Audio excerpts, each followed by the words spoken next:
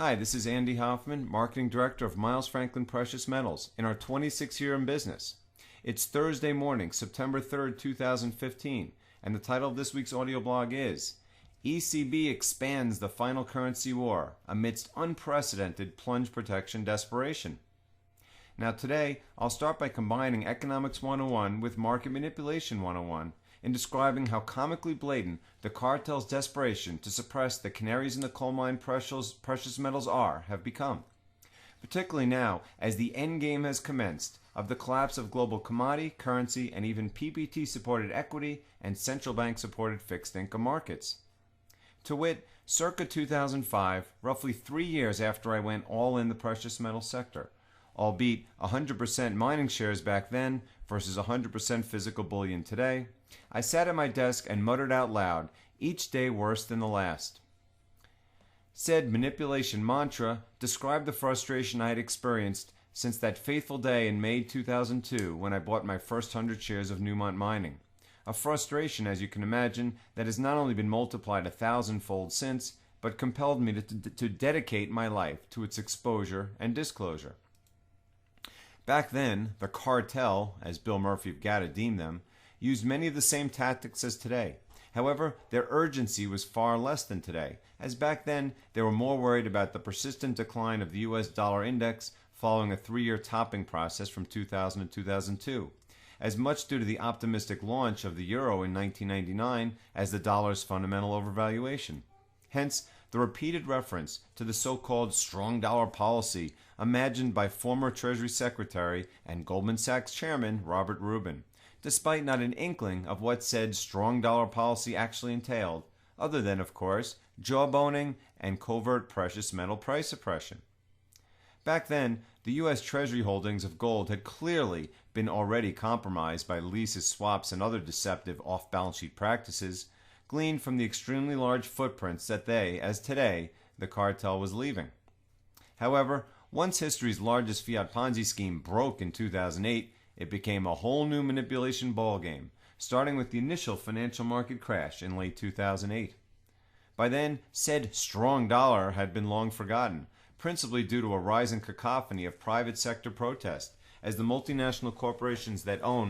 lobby America's politicians preferred to win the currency wars than lose them.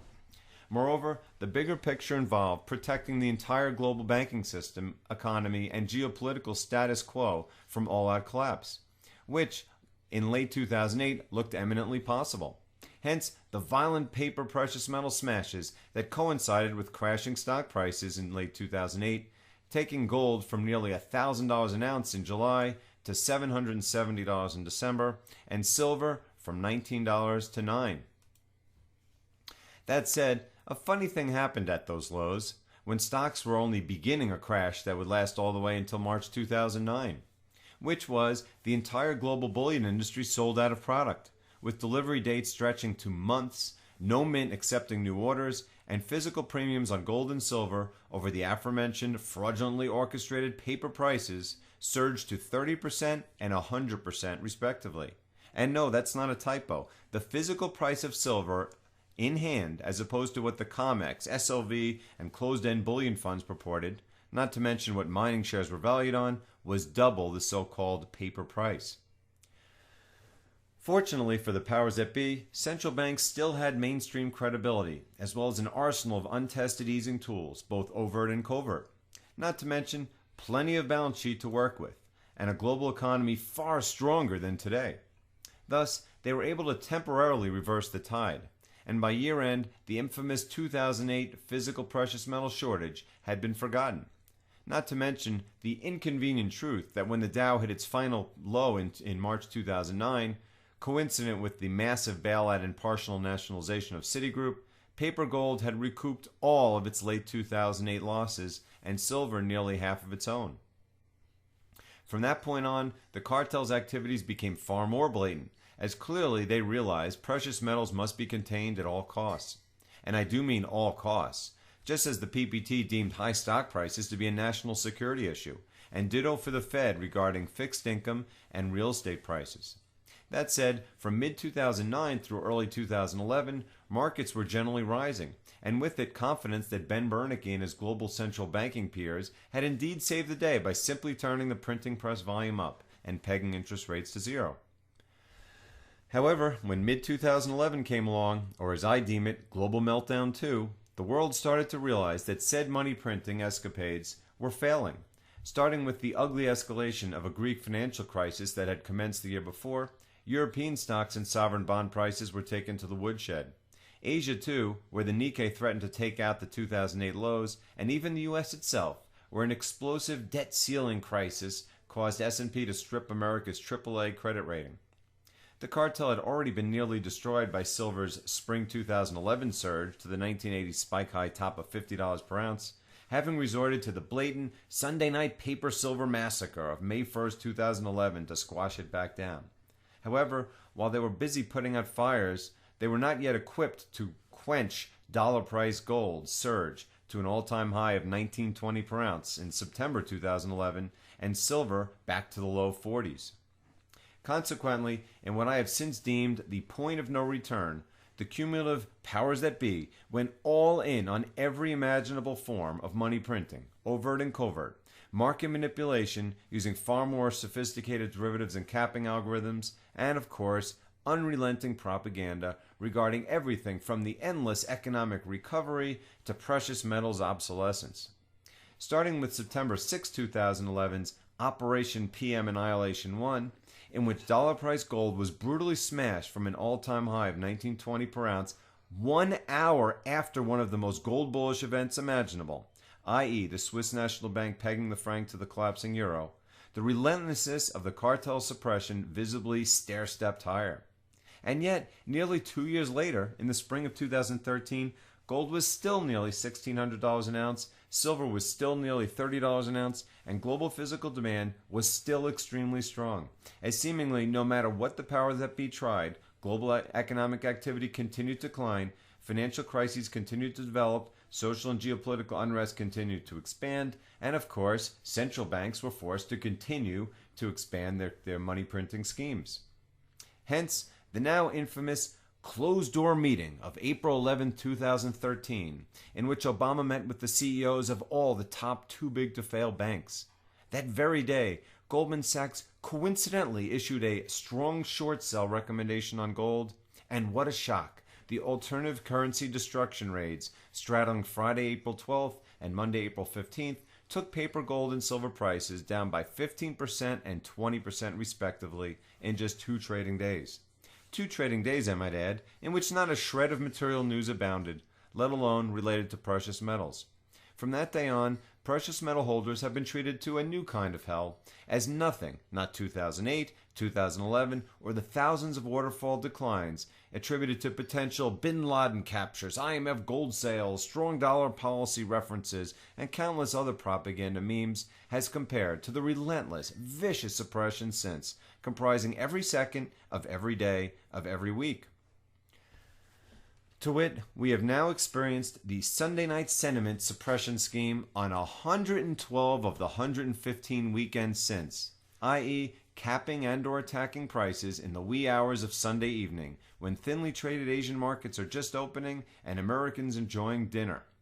Moreover, the 2:15 a.m. Eastern Standard Time open of the London pre-market paper market, which had already been infamous for years upon years of nonsensical precious metal waterfall declines, became a standard operating procedure for the cartel, as incredibly we have now experienced a 2:15 or whereabouts precious metal plunge on 503 of the 575 trading days since that infamous meeting, or 87% of the time. Moreover, the typical key attack times have been utilized more than ever, such as the 8:20 a.m. Eastern Standard Time COMEX Open, the 10 a.m. Eastern Standard Time close of global physical markets, the 12 o'clock p.m. Eastern Standard Time cap of last resort, the 2 o'clock p.m. Eastern Standard Time crybaby attack, the 4 o'clock p.m. Eastern Standard Time close of New York Stock Exchange trading, and of course, the 6 p.m. Eastern Standard Time open of the Globex paper trading market when not a single physical exchange is open on the planet. In fact, it's gotten to the point that market watchers like myself no longer expect anything but price declines when they awake, go to bed, and at all times in between, no matter what news developments, market movements, or other previously relevant factors emerge. such as this morning's ECB QE expansion, which I'll get to shortly. However, yet again, a funny thing happened when said powers that be put this horrific, all-encompassing market manipulation plan into practice, or should I say policy. In the supported stock and bond markets, bubbles putting 1929, 1987, 2000, and 2008 to shame have been created. Whilst the global economy collapsed to its weakest level in generations, debt exploded to all-time highs in nearly every sector of every nation, commodities plunged to 40-year lows, and the average global currency lost more than half its value. Government approval ratings hit all-time lows, geopolitical and social unrest exploded, wealth disparity reached levels not seen since feudal times, and the very credibility of central banks is under siege, given the obvious failure of their post-2008 fixes to create anything but unprecedented, seemingly irreversible poverty of individuals, corporations, institutions, municipalities, and sovereign nations themselves. Not to mention central banks. Consequently, despite the relentless precious metal suppression, in many ways because of it, given how Economics 101 teaches us that low prices spawn high demand and low supply, global gold and silver demand has more than doubled, whilst visible inventories have collapsed and the outlook for production growth as poor as any time in centuries. Or should I say production declines, as not only has peak gold production clearly passed, with silver right on its heels, but the cumulative impact of 2 decades of price suppression of both metals and mining shares have completely and utterly destroyed the mining industry, to the point of potentially irreversible decline. No material discoveries have been made in decades, nor will they likely ever, as capital is completely dried up, with the vast majority of global miners either in dire financial condition or shortly to be so. And don't forget that roughly half of all silver production is the byproduct of copper, lead, and zinc mines, which, due to the catastrophic, unprecedented oversupply generated by decades of central bank monetary policy and Wall Street financial engineering, will likely be shut down en masse for years to come. Following the aforementioned infamous April 2013 precious metal raids, we again saw an explosion of physical demand, yielding physical silver demand shortages, surging premiums, and oh yeah, Miles Franklin's best month of customer demand ever in May 2013. However, further inflating of the historic post-2009 equity fixed income and real estate bubbles, care of the aforementioned global all-in money printing scheme, despite continually collapsing economic activity, enabled the silver shortage too, to pass by. Those in the precious metals community, such as Miles Franklin's president and co-founder Andy Schectman, continued to warn that such symptoms of the acute terminal disease of supply shortage would only worsen. Clearly, the power that be's draconian, relentless scheme to suppress precious metal sentiment via naked shorting of everything from gold and silver options to futures, closed-end funds, ETFs, and mining shares was having as deformative an impact on physical supply and demand dynamics as their equally draconian scheme to inflate financial markets was on financial asset valuations, which as we speak have never been higher. Not to mention industrial supply and demand, which has likely never been this mismatched, likely to yield debt-crushing deflationary pressures for at least the next decade, irrespective of whether central banks try to mask them via hyperinflation,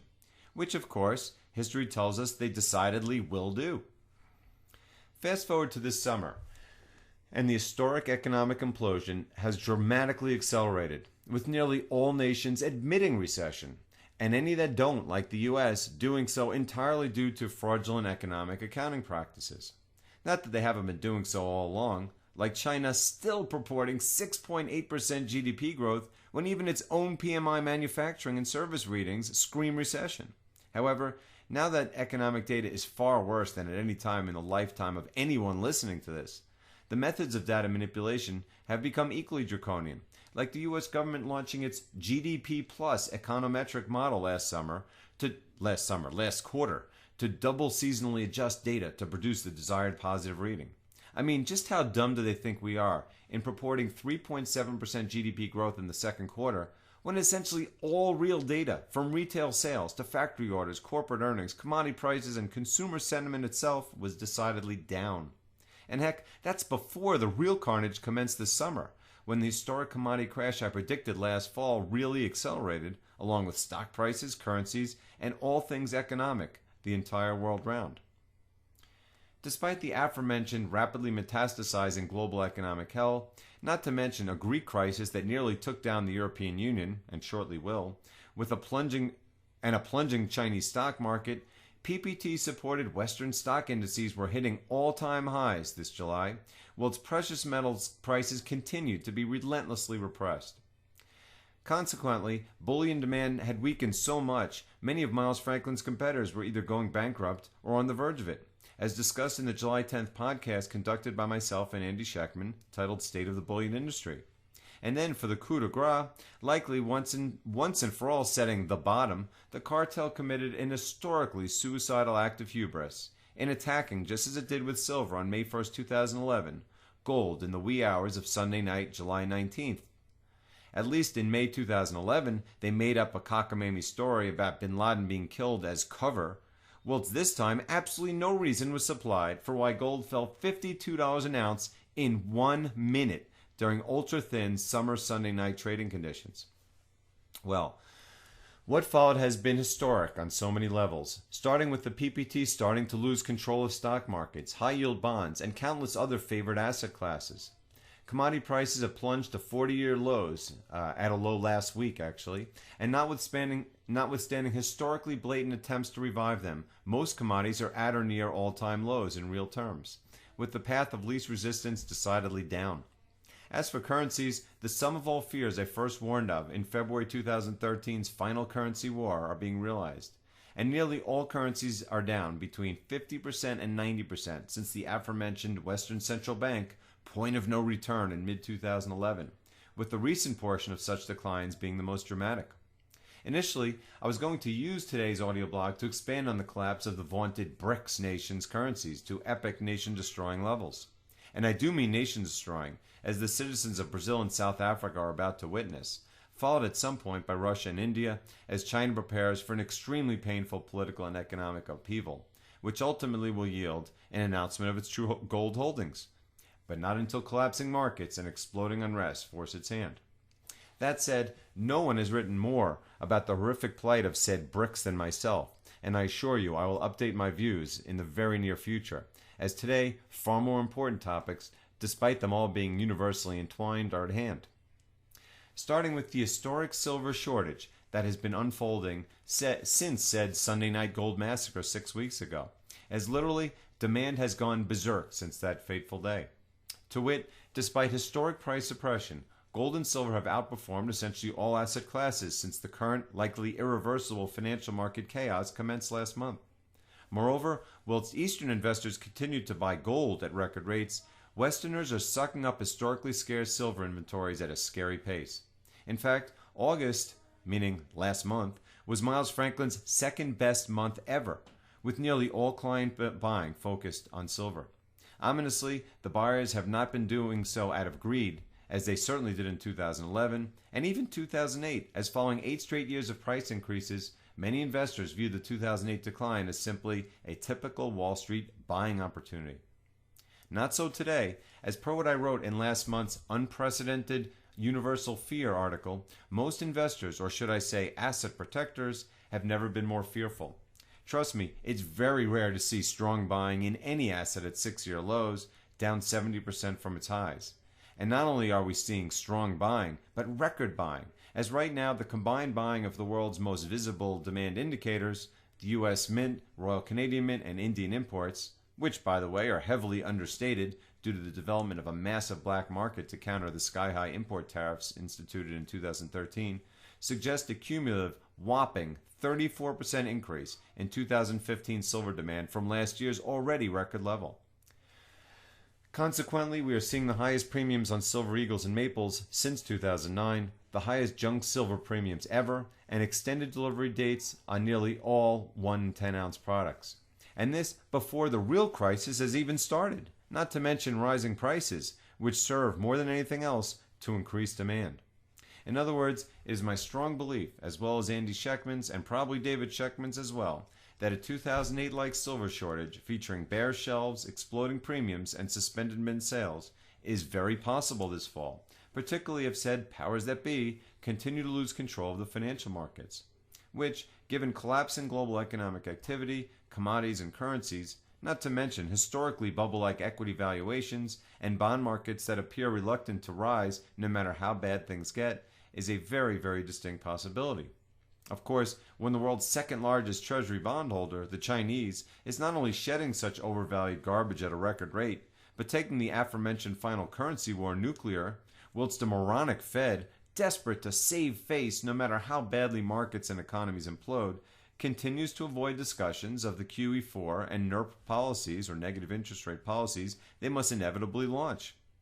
To the contrary, they continue to implicitly leave a minuscule, immaterial, 1/4 point interest rate hike on the table for some time in the future, which in true Fed fashion acts to destroy financial markets further and cause further dollar spikes against the wishes of everyone from corporate America to the White House itself. I mean, if they are crazy enough to raise rates, again, by a meaningless 1/4 point at their September 17th meeting, with all that's going on around them, let alone the dollar explosion that just took place this morning as the ECB expanded QE, even I might start to give some merit to conspiracy theories involving an intentional destruction of the global monetary system from within. In fact, yesterday's article, I believe, was titled, "The Only Financial Event That Could Be as Cataclysmic as a Significant Yuan Devaluation," and I was referring to the Fed raising interest rates by any amount. As for said precious metal inventories, I have long documented how rapidly the visible stocks of both gold and silver are plunging. In fact, at an utterly terrifying rate, particularly in light of how infinitesimal the amount of available for sale inventory is in the first place, and how, as noted above, near-term production rates are set to plunge, whilst already record demand levels are set to explode. To wit, just last night, the COMEX reported an absolutely massive decline in its registered, or available to purchase, gold inventory. Not massive on an absolute basis, mind you, as 99,000 ounces is worth barely $100 million, or chump change to hundreds of thousands of global individuals, institutions, municipalities, and sovereignties. However, when the day before you had just 423,000 ounces in inventory, 99,000 ounces represents a whopping 23%. And when the previous all-time low inventory was 351,000 inventories, set last month I might add, the final tally of 324,000 ounces is a whopping 7% below that level. Not to mention when the all-time high inventory level, what a coincidence, just as the 2008 financial crisis commenced, was 3.6 million ounces, representing a 91% plunge since that time. And this of an inventory in which the cartel, which controls the COMEX, is desperate to have you believe is plentiful. And the same goes for the GLD ETF, which, like the U.S. Treasury, likely owns far less gold than it purports,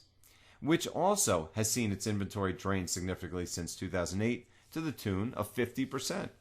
And by the way, as nearly every currency has utterly collapsed in value, gold in most of the world's currencies is either at or nearly at an all-time high, despite the cartel have taken gold down 41% in dollar price terms. In other words, the 90% of the world not using dollars for currency are experiencing raging bull markets. And given that gold and silver are purchased as feverishly in the name of greed as fear, there are literally billions of people interested in purchasing bullion each day, particularly when the moronic US-based cartel makes prices more affordable.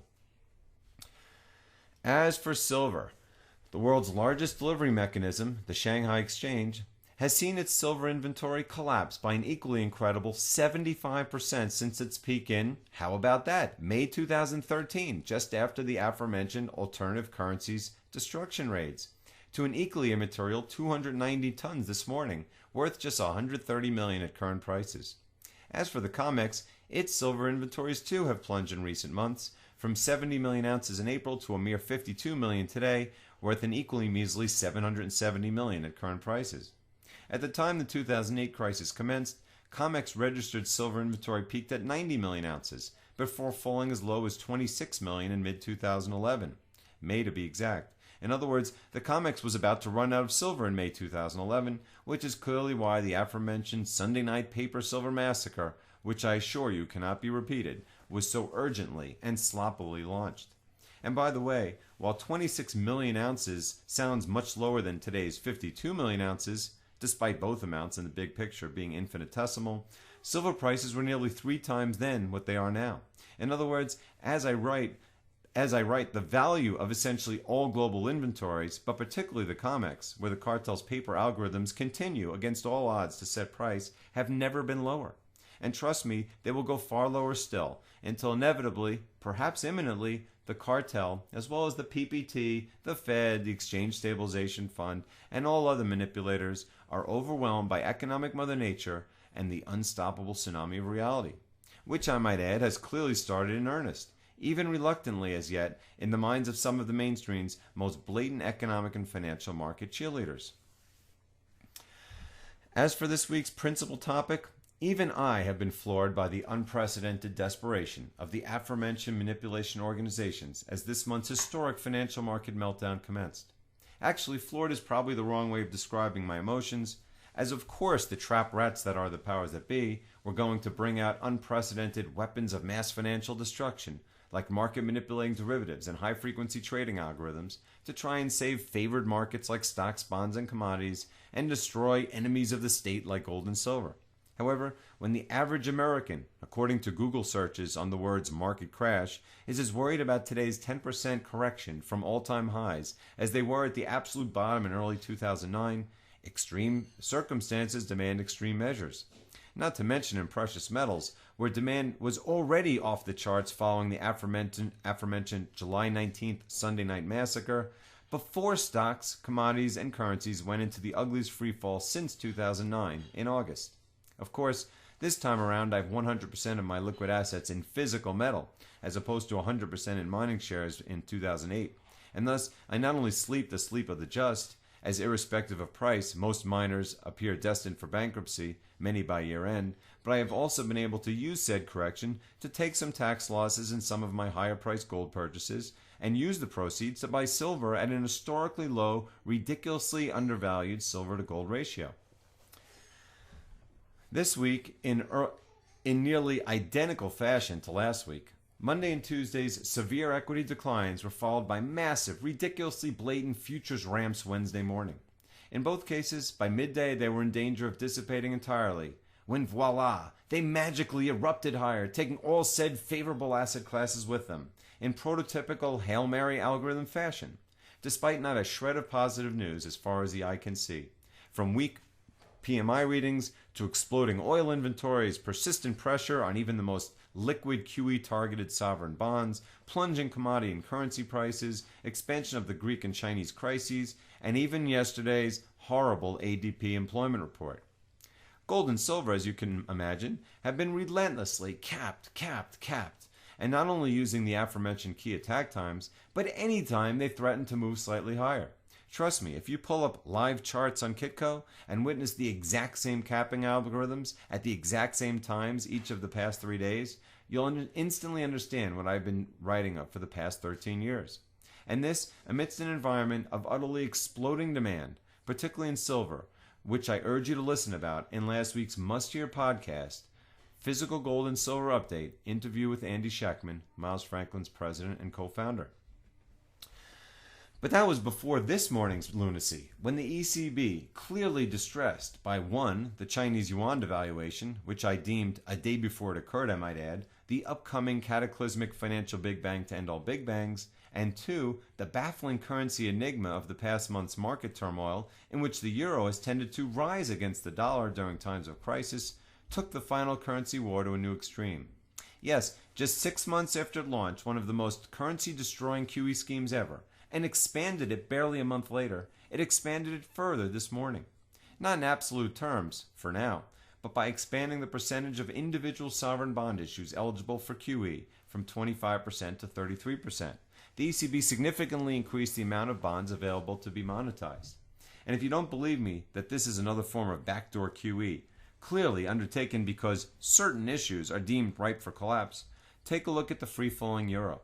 which is exactly what Draghi wanted, although only time will tell if such a favorable trend will continue, as if anyone benefits from a collapsing currency aside from the bankers receiving free money to invest in hyperinflating assets, assuming, of course, that the aforementioned massively deflationary, unstoppable tsunami of reality can be avoided much longer. which of course will only pressure the Fed to hold rates down further and inevitably launch a new, unprecedentedly huge round of QE, negative interest rates, and all manner of dollar-destroying measures in an effort to win said currency war, no matter that 99% of the U.S. population and essentially the rest of the entire world will suffer as a result. I mean, geez, even Citibank itself, the recipient of the largest ever bailout and a prime candidate for far larger bailouts in the future, wrote this morning that, quote, the failure of the current ECB QE program looks clear. To which I can only retort that if they think it's been a failure thus far, just wait a few more months. And yet, the cartel has relentlessly attacked precious metals all day, in a manner reminiscent of September 6, 2011, when they sought to prevent a mad rush into real money, whilst the legs were kicked out from under the only fiat currency deemed to be worth a darn, the Swiss franc. Not that today's losses are material, and frankly silver's barely changed, but just the fact that the cartel's gone to such lengths to whitewash massively precious metal bullish events like market crashes and QE expansions should demonstrate just how desperate they have become, and are likely to continue to be so long as a physical market still exists, which, given what Miles Franklin and the rest of the bullion world, from east to west, is currently experiencing, may not be much longer if this pace of buying continues. Certainly in the cartel's Achilles heel, silver, where inventories could run out very, very quickly, and eventually in gold as well. To that end, we can only reiterate, as vehemently as possible, that the time is now to protect yourself while you still can. Here at Miles Franklin, we have conducted business for 26 years without a single registered complaint, and can help you not only with the purchase, sale, or storage of precious metals, but a variety of financial planning strategies we have honed over 2 decades of working with gold and silver. Consequently, if you are considering the purchase, sale, or storage of precious metals, we simply ask you to give us a call at 800-822-8080 and allow our staff of professionals, on average sporting nearly 25 years of industry experience, to give you a free consultation. And as always, I can be reached via email at ahoffman@milesfranklin.com. Thanks and have a great weekend.